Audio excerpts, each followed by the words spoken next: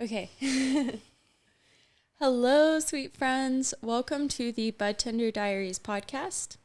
The Budtender Diaries is a multimedia platform that aims to offer education and resources for budtenders and patients.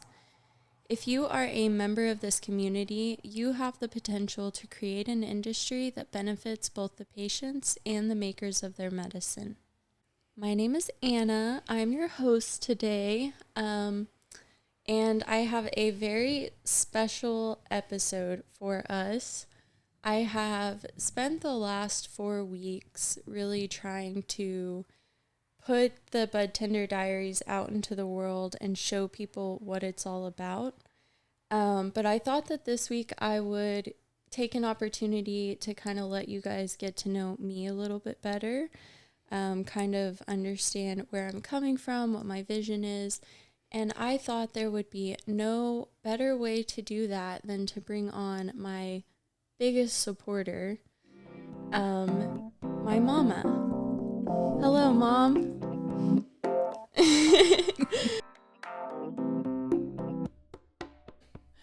My mama is here with me today. She is a patient advocate. She fought very hard for 788 to be passed. She has been in this industry from the very beginning as a processor, making medicated sugar and salt, specifically lemon lime beer salt, which is my favorite product in the world, although I am a little bit biased. And then she is also a patient uploader for a doctor's recommendation clinic. As well as the best mom in the world. So thank you for being here, Mom. Thank you, Anna. I'm excited about this. Okay, I wanted to start off by we're just going to get right down to it. I would like to know. A little nervous. I've never asked you this question before, so I know that you consumed cannabis as a teenager. I would like to know, how old were you the first time that you consumed cannabis? Or like, how old were you when you first learned what it was? Probably about 13 or 14. I had my best friend. I was the oldest child, so I didn't have older siblings, but she did. And it was like 1974 or 75. So did a lot of, was it like pretty regular then? Not for 13-year-olds, but Yeah. she had an older brother who had just come back from Vietnam, or maybe he was headed to Vietnam. I don't remember, but I remember him wanting us to leave him and his girlfriend alone. Uh-huh. So he gave us a bag of marijuana Oh. and said, go play. So he was trying to get alone time with his girlfriend. So he gave 13, oh my gosh. Well, we're not going to name his little sister and her friend some weed. Well, we didn't know for certain what it was, but we thought it was marijuana and we thought it was illegal. Uh-huh. So we were scared. I think we may have taken a towel and walked to a wheat field and buried it. We knew where it was, but it wasn't very much, but we buried it. And then we asked around some older people that we knew, what, if you came across this, what would you do with it? And they told us they would smoke it. And so we went back and got it, and Did you know how to smoke it? No, we didn't have any idea, but we found somebody who was happy to show us. That's crazy. And you know what's crazier is, that was a one-time thing when I was really young. And then probably I was 16 when we started smoking on a pretty regular basis. But what we were smoking was usually grown on the Washita River. So That was my next question. What was it like? I never got high. I think other people did, and I inhaled because I smoked cigarettes at the time, but I never got high until, and we smoked every day. Every day we would. That's so crazy. After school, all my friends would go smoke, and it's turned 16. That was like everybody did that, and I thought I was getting a little relaxed, but it was no big deal. So one day I went on my lunch break at a department or a little store where I worked, and I smoked with my friends, and I got high. You were smoking something a little bit different. Yeah, that was the first time, but it seemed like that triggered something, because after that, it always affected me differently. I always got high, like that after that point. And so that was when I was 16 and maybe 17, but I didn't really smoke, I don't remember that being a major thing when I was when I went out with my friends. It was always available, so we smoked, but it didn't consume my life. So how old were you the first time you got caught smoking cannabis? I never got caught. I got accused of passing somebody a joint in high school, but I didn't do it. Yeah. And no, I had it hanging in a Crown Royal bag in my locker in high school.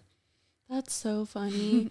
Because when I was in high school, we had police officers come through the school with like drug dogs checking the lockers. And they didn't have drug dogs. I mean, I'm sure they were checking for like weapons and stuff like that too. But yeah, we didn't have that kind of luxury in high school.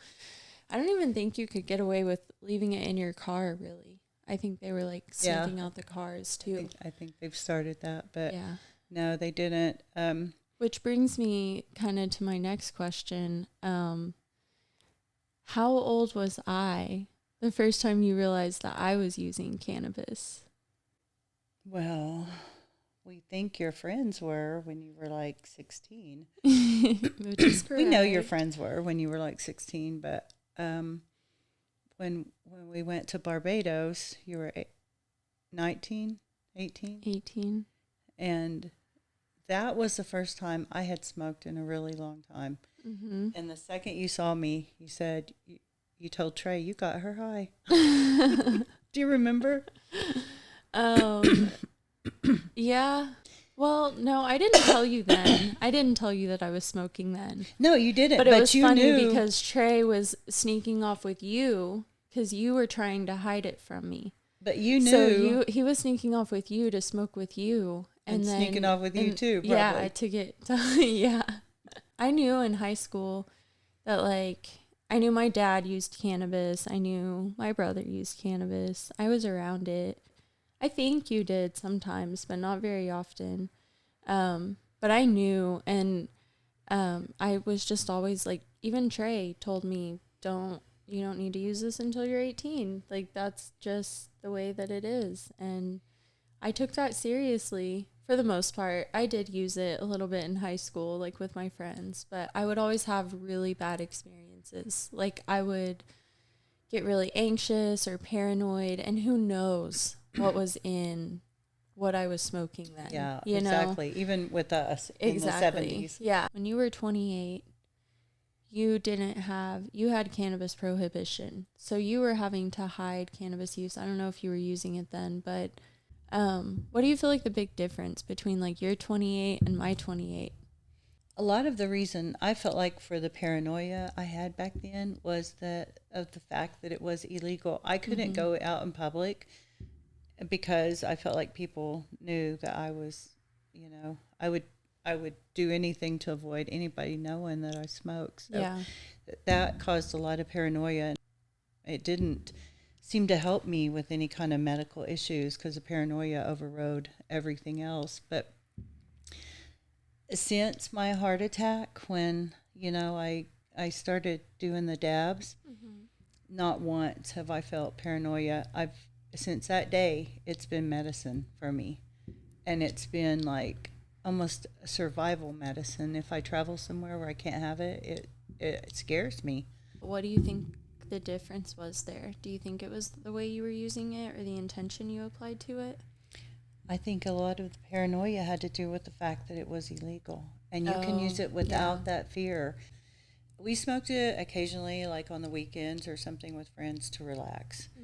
But as for for headaches or for joint pain, I had never heard of of using it for that. Yeah, yeah. It is kind of wild. Like all of the things we're able to learn that we can use it for today just because we can use it safely without worrying about what our peers think. And we're still trying to break out of that mindset a little bit of having to hide it and be ashamed of being a patient. But I definitely say people are a lot more accepting of cannabis now.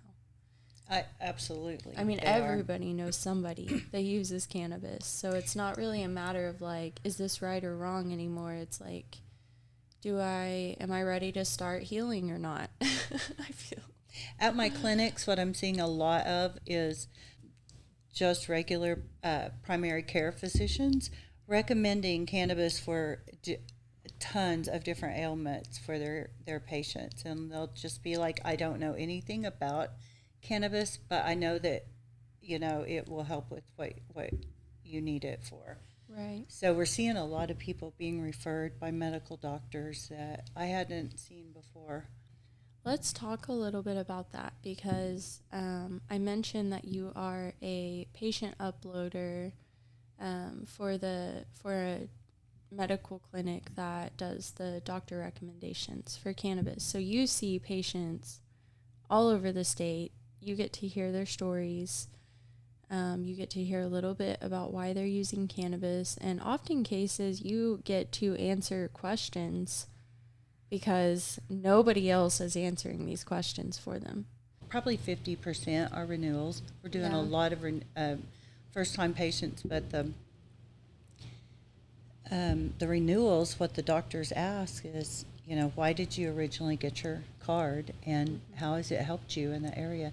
And no one has said, of course, the doctors also say, well, I guess if it didn't help you, you wouldn't be calling back for another card. But no one has said, I'm disappointed. It didn't do what we thought it was going to do. Everybody has said it's not only helped with that, but now it's helping with other things. And so now we're learning how important it is to keep a healthy endocannabinoid system. I feel like a lot of people look at cannabis as like relief, and that's kind of what gives it that whole dependency stigma.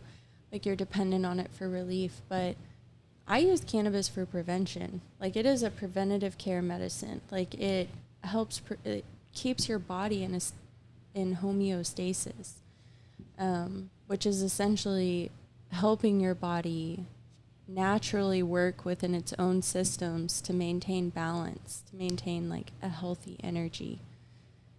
You know me, I've always like looked at health from a more holistic perspective. I think your diet and exercise and the things that you consume and the energy you surround yourself, even the thoughts that you allow in your mind, they have an effect on your health. And I feel like the endocannabinoid system is kind of a really cool representation of that because it is this system that works throughout your entire body with all your systems to bring you into homeostasis. Like that is the main goal.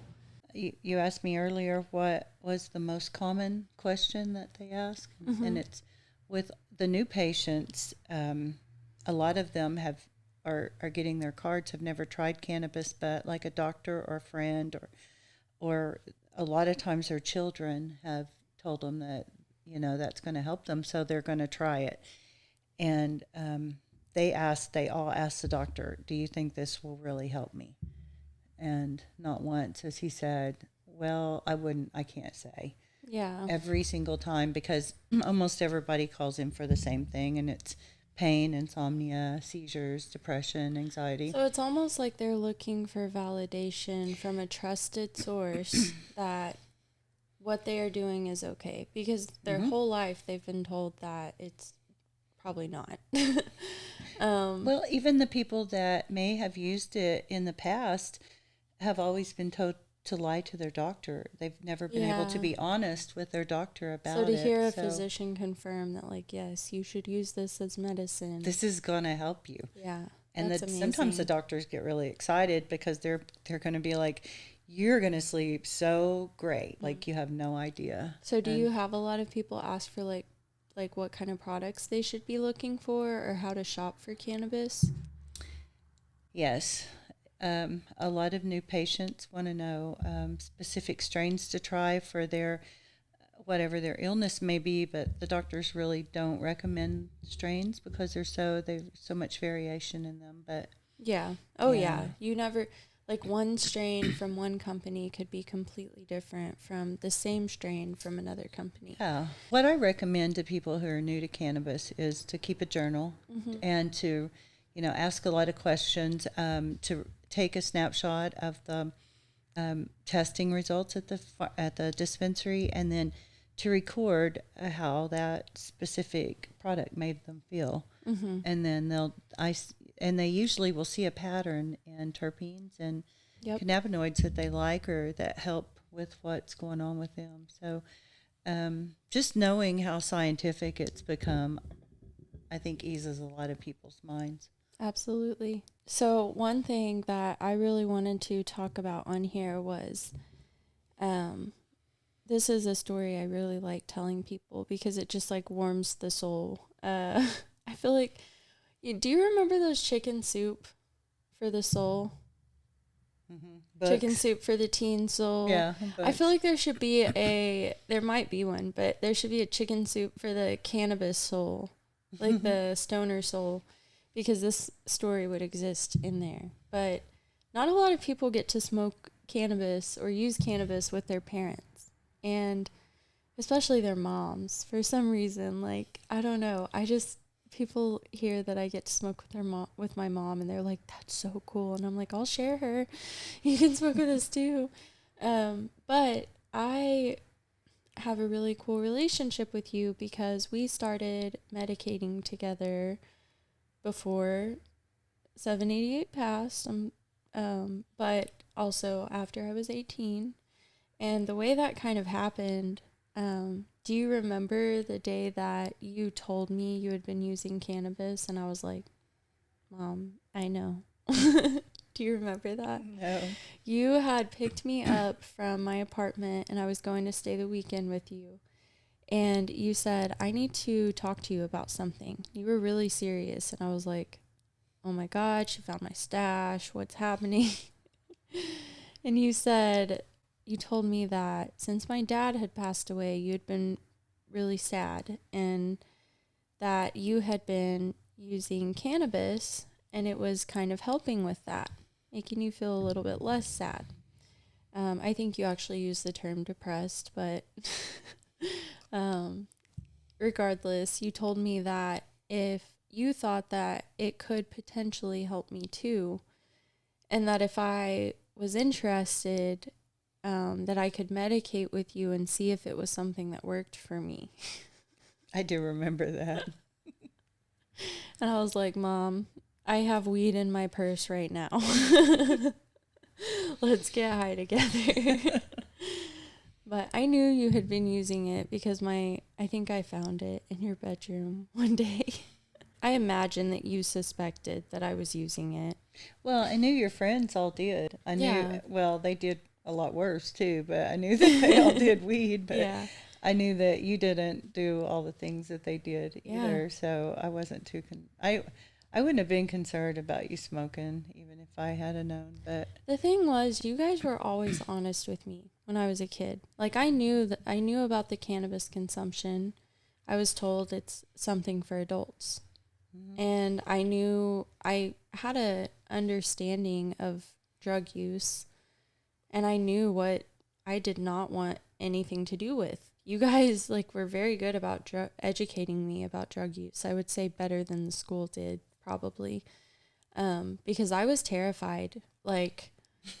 Growing up, I was afraid of the pills. I was afraid of anything other than cannabis, and I only used cannabis a handful of times. I was just terrified. And it wasn't "Oh, I'm going to get caught." It was, "This stuff is bad for you. I don't need to, my parents have warned me about this, and it can really be detrimental." And so, I did drink in high school. You guys I did a lot of that, but, Well, that was how I started using cannabis after your dad passed away. Mm-hmm. We were on vacation. We took that trip, and I was just getting I guess ridiculously drunk. And Trey said, "Mom, you can't drink like this. You've got to stop." Because Before your dad passed away, we never him. had alcohol in our house. You Yeah. know that, right? And we didn't drink. And then when he was gone and you moved out like the same week, I was there, and what else was I going to do? I just started drinking a lot, in a very short time. And Trey was like, stepping in, you're not doing this. And he said, just try smoking. I think you'll like this better. I'm glad you did. Well, yeah, but it was a rocky road between the, everything else that happened and all the prescriptions that I had to take. But I think that I wouldn't have survived it had I not smoked. I don't think I would have survived the heart attack had I not been already using cannabis. Yeah, that's the thing. I think a lot of people, like, they don't understand cannabis consumption because they've never needed it. I think everybody has trauma in their lives, and I think everybody deals with trauma in different ways. But if cannabis is something that came across your path while you were in a difficult place and you used that as a tool to heal, I don't think anybody has the right to make you feel bad for that. Like, it's harmless. It's not killing you. It's not making you treat people worse like alcohol would be. Mm-hmm. Like, it's not making you take your family for granted. You're not putting yourself at risk behind the wheel of a vehicle. You're able to go to work every day. Like, it is medicine. It's not, I don't know. Anyways, I'm not going to go on a rant. I think even law enforcement is seeing a change in attitude. Because, yeah, absolutely. Yeah, the people that are legally using cannabis are not like law-breaking people. Right. They're trying teachers to survive, and lawyers and doctors and be better people. Yeah, exactly. And I feel like every time that I consume cannabis, it doesn't matter if I'm watching TV, if I'm working, if I'm taking a walk, it makes it better. It just enhances everything I do. And it's almost like it recharges, like I know it recharges your endocannabinoid system, but maybe that's just what I need all the time. Yeah. Because I feel like everything I do when I'm medicated is more enjoyable. Yeah. So, do you have any questions for me about my cannabis journey or about my career or about the Budtender Diaries? I'd like to hear about, like, you were so adamant when you were in Colorado about coming back here. Mm-hmm. And then one day you were just like, I'm packed, I'm moving. I'm coming home, and I am all about working in the cannabis industry. Yeah. At first you were like you weren't, but then you just immediately want anything to do with it. Yeah. And so I was really shocked at how quickly you, like, just you're at home. That's where your home is. I mean, it was written in the stars. Like, I was supposed to be in this industry. I couldn't avoid it.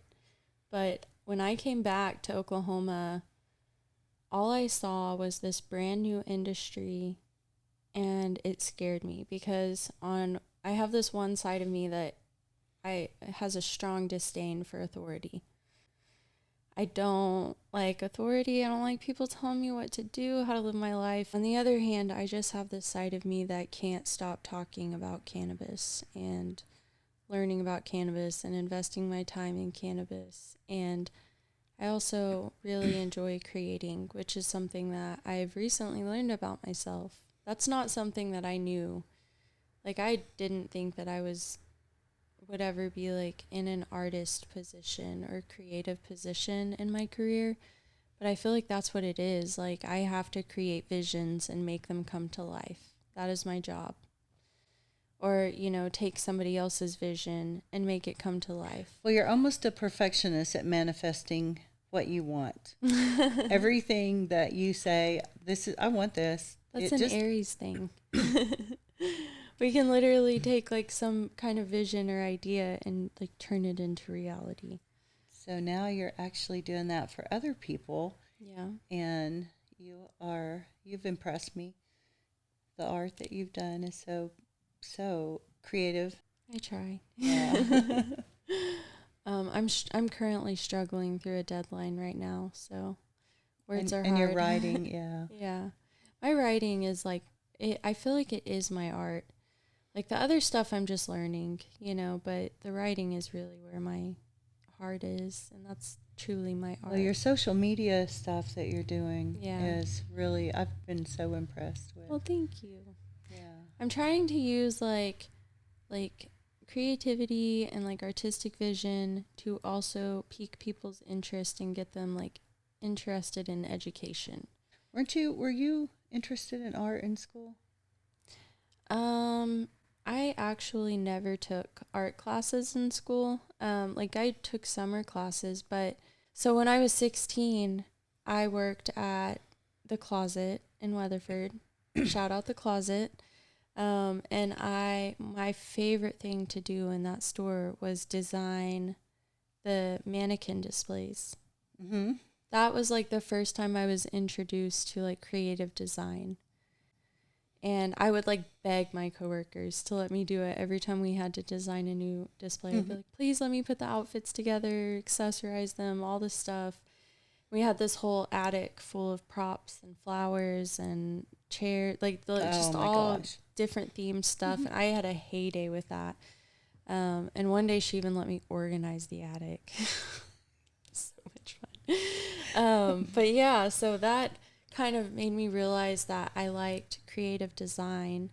And then I, as I got older, like experimented with painting, kind of found some different like aesthetics that I like. I experimented with decorating my home, and then just writing. Like writing is the root of it all for me. I feel like that, it's like poetry. No matter what you're writing, it's poetry.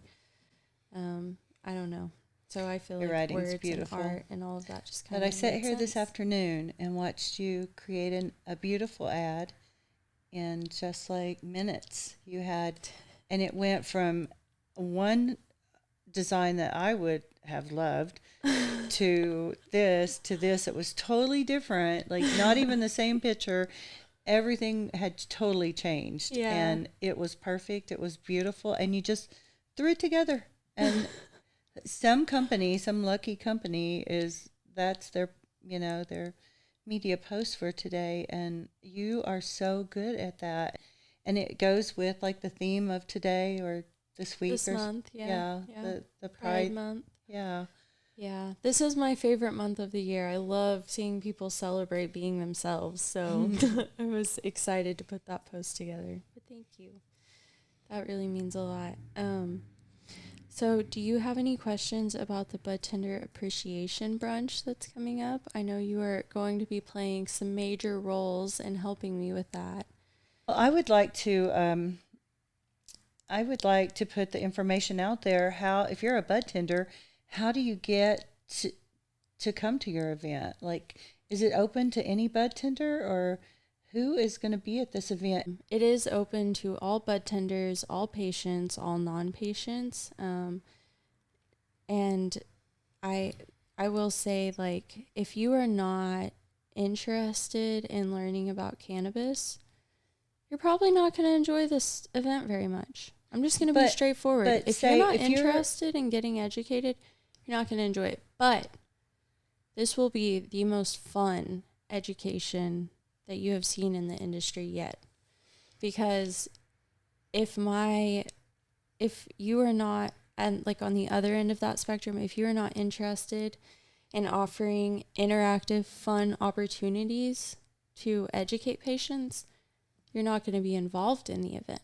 So the vendors the sponsors and vendors that I'm bringing in are going to be excited about providing fun, unique learning opportunities. Like it's going to be like a field We're going trip. To have some fun things to do too. Yeah, absolutely. You and I have talked today about some fun little games. Scavenger hunts. And, I think a little like Instagram scavenger hunt is going to take place, tagging certain little hiding spots and things in the event. And some awesome prizes and gifts. But I will also say it is a consumption-friendly event outside.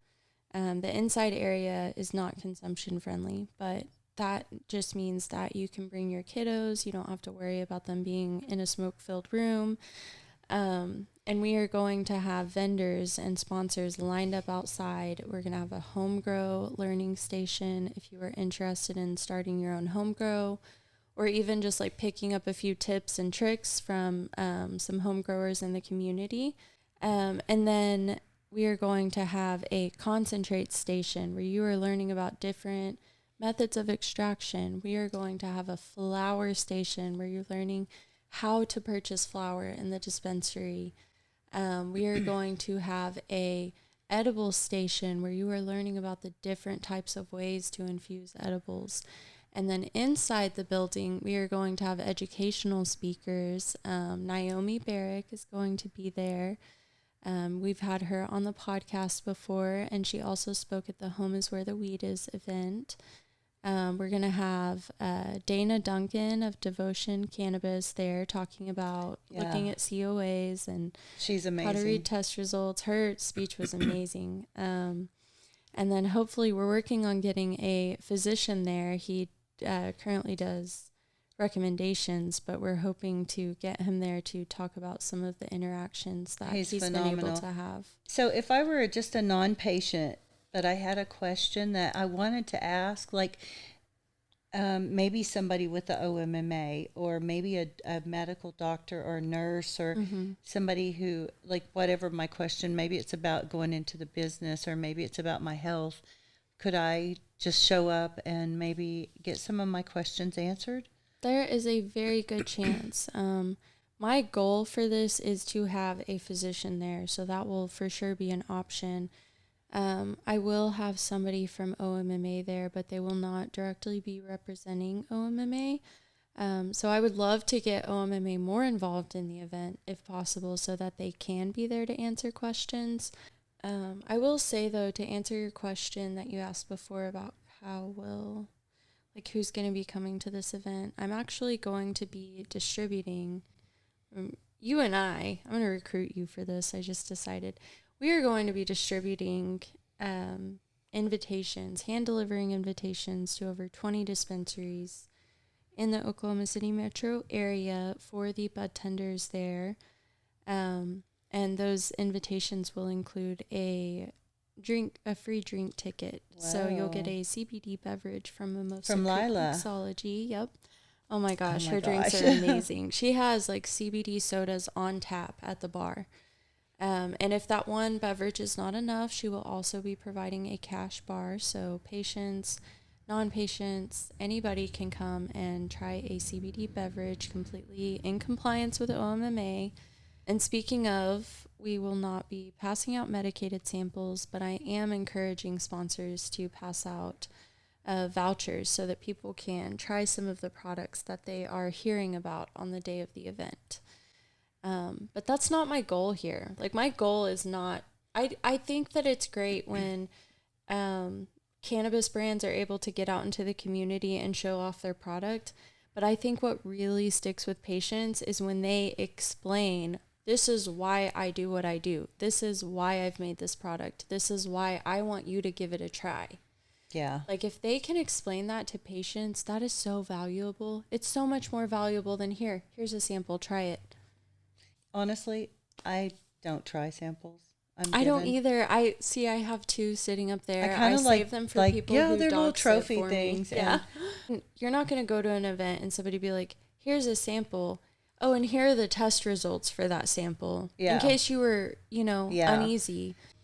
I won't miss that at all. I do like seeing other people's product and hearing about, I've met some people that really stick out in my mind, other processors from Oklahoma, mom and pops that are really, truly trying to help people. And there are some people out here doing it right. Even some of the ones that I felt like I didn't agree with the way they processed or the way they extracted and different things like that. They're coming around. They're all everyone there's so much has pressure to start on you to do it right now that patients are more informed because of shows like yours. Yeah, well, hopefully. I feel like, honestly, I'm not going to lie, a lot of the people that watch this right now, they're kind of on the same page, but That's good to me, because what I'm hoping is that they're going to use this as a reference, like as something that, they can show their friends, like, hey, we were having this conversation the other day. You asked me what solventless meant. I wasn't able to explain it very well, but there's this podcast with Skunk, these solventless extractors, and they walk you through what solventless is. So I wanted to ask you, do you have any questions for budtenders, like as a processor or as somebody who's working the patient clinics, doing OMMA uploads? What would your question for a budtender be? And maybe I can get some responses and, give you some feedback. Well, I talk to a lot of budtenders, and I don't really have a general question because it's more a one-on-one. I like to see what their knowledge level is when we go in. And if I walk in as a patient, the first thing I say is, what do you have that's full spectrum? And just the fact that I've encountered so many that don't even know what I'm talking about is troublesome, because we're referring the patients to these people, and they need to know. Yeah. They need to know that they have a right to know something, that's a gummy that's got a really popular label that looks appealing to children, and they're out there, but that's not what you give somebody who comes in and asks for medicine for a seizure. Yeah. And I've seen that happen too many times. If I had a dispensary, I wouldn't want a bud tender. I wouldn't want to have somebody behind my counter who wasn't knowledgeable and passionate about their job. So, unfortunately, not everybody has the same heart as you in this industry. It's very intimidating as a new patient when you go into a dispensary for the first time. And first of all, they feel like they don't belong there. Yeah. And they don't fit the cannabis culture. They have a lot of anxiety, and they won't ask questions. They'll just go in there and they'll say, I want some gummies. And what kind? They won't know what kind. And a good budtender would recognize that. I would like to think a lot of budtenders do this, but they would be able to recognize that person feels uncomfortable and maybe ask a question like, what is your experience with cannabis? Like, are you a beginner? Can I give you some tips? Or have you had some experience? Are you starting to learn what you like yet? Can I help you find something that's similar? I've met a lot of them. Yeah, they're out there. They're definitely out there. But there should be a standard. I feel like that the budtenders are required to, at least that level, a minimal level of knowledge. Yeah. And well, and my theory is that the budtenders that aren't offering that, they're not getting tipped well. They're not probably making a lot of money doing this job. You really have to put forth good customer service. I mean, you're not making $2 an hour like in the food industry, but, those tips really mean a lot. They do. And there aren't a lot of hours in a lot of dispensaries available to budtenders. At least that was my experience. Yeah. At times. So, your tips really do help you out. And if you're not making those tips, you're not going to love your job. And also, if you're watching customer after customer walk out disappointed because you aren't taking the time to help them understand their medicine, you're not going to love your job. It's not going to be rewarding. You're not going to enjoy it. Yeah. Yeah. So I think there's that a lot of them weed themselves out in a way. There's a lot of pressure on budtenders.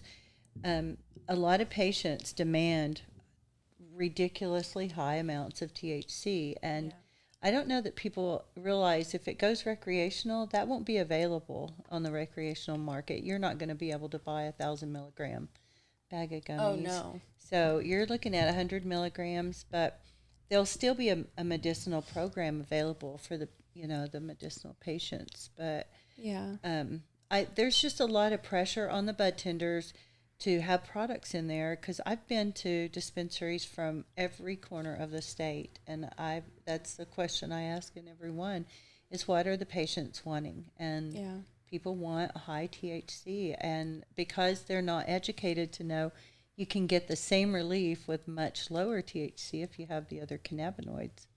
It all falls back to education. If the patient doesn't realize and they're chasing their pain, they're just going to keep getting more and more and more THC until, it's gone, when that's probably not what they need. They need something for inflammation.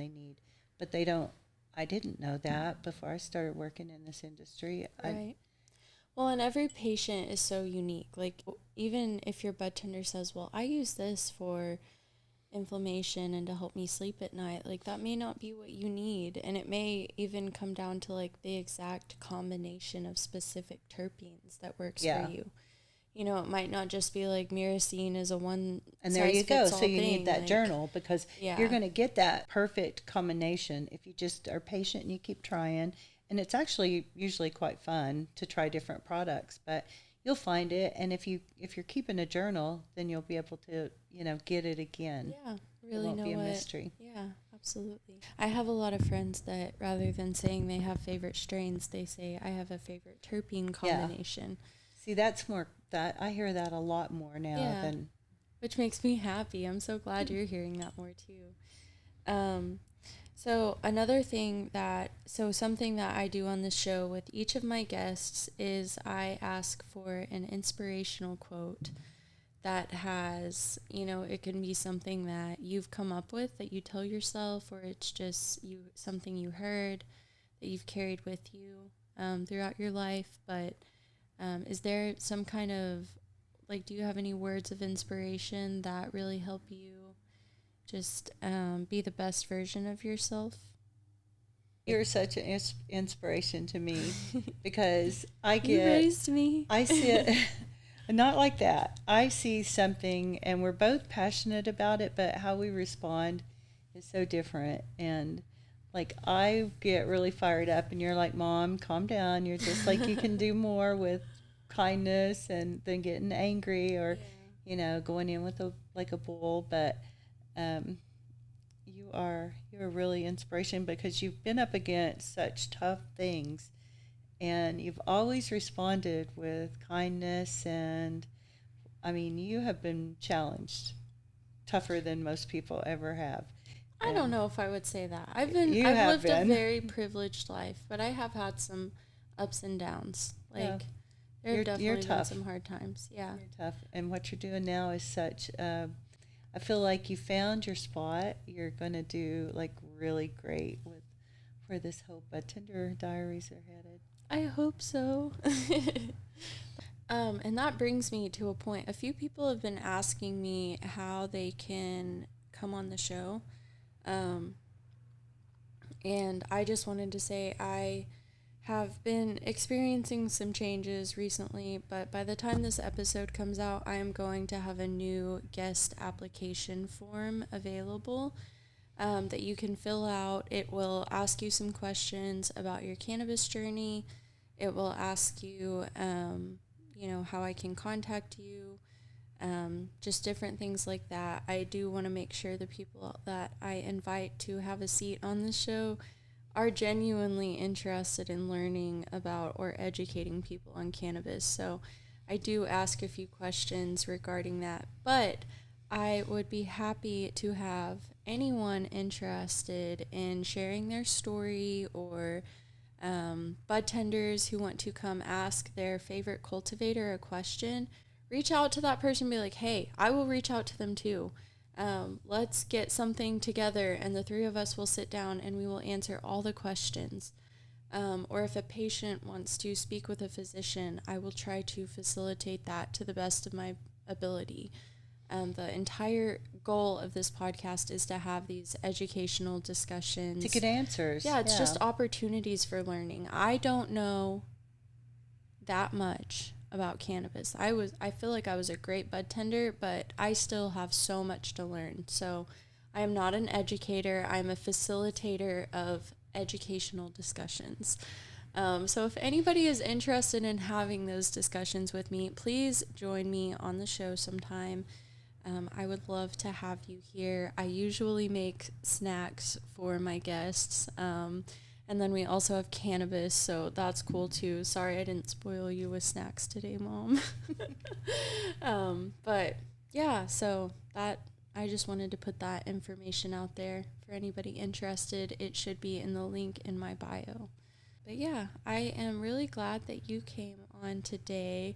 I did want to make a little tribute to my dad because it is almost Father's Day, and he is a big part of the reason both of us fought so hard for cannabis.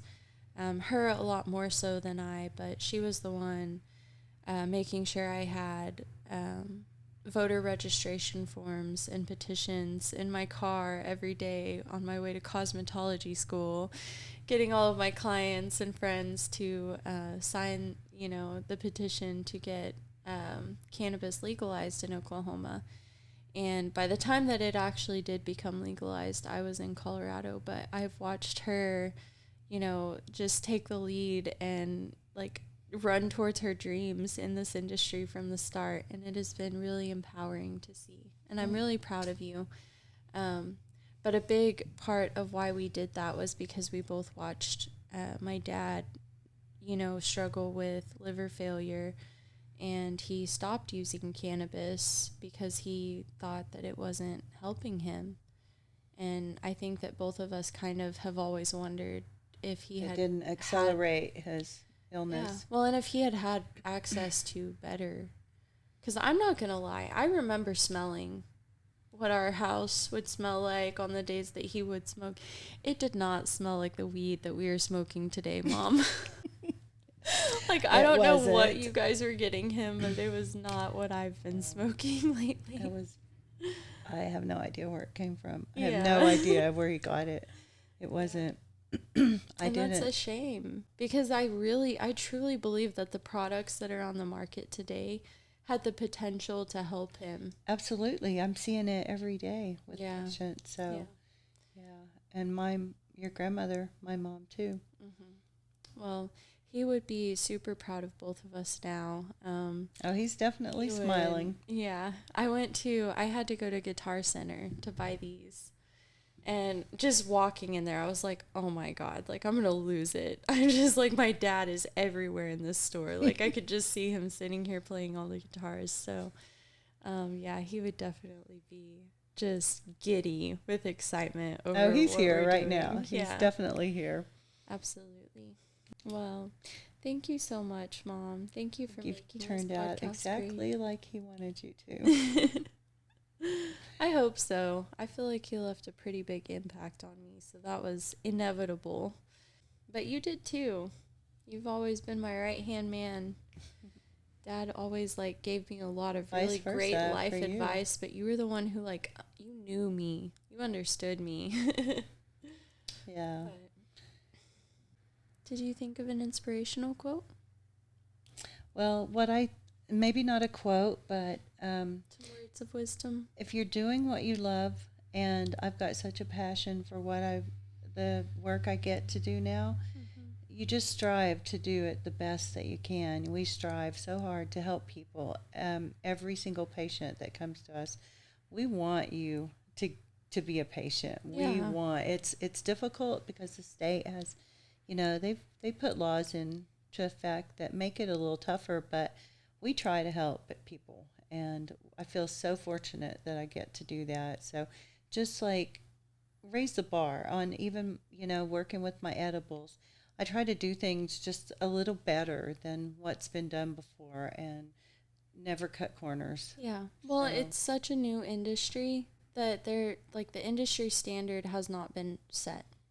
Oh, no. We can't, no. We have so much room for growth, and we're always going to have to continue to learn and evolve, because we're going to keep finding new things about cannabis every day, better ways to store it, better ways to cultivate it, better ways to process it.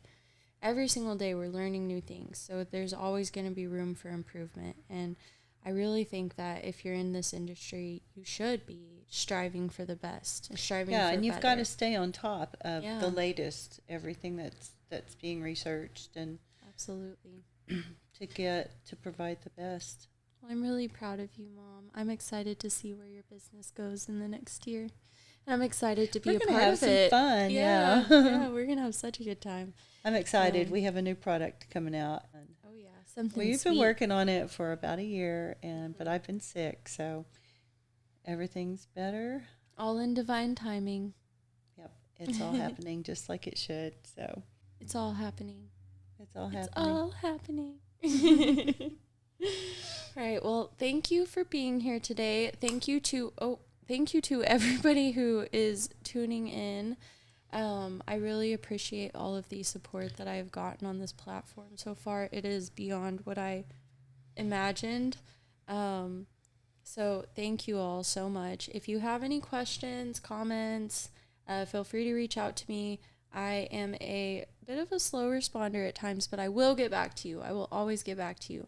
And in the meantime, check back every Wednesday for a new episode.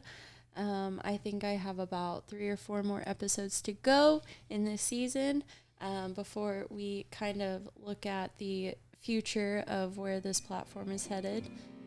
But yeah, thank you guys for being here. Thank you, Anna. Let's go. Thank you for letting me. Get really high and enjoy the golden hour. Oh, yeah. Love you. Love you.